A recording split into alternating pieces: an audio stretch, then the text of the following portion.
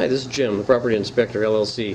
We're over in a real nice little condominium in Ballard, and when we walked in the door, we all kind of noticed a little bit of a smell, and just kind of trying to figure out what it was. And when we came around, our realtor, Miss Kelly Face, extraordinaire for Northwest Realty Group, found this, and what we found is a vase that had fallen over and knocked a lamp over, and look at the hole she burnt.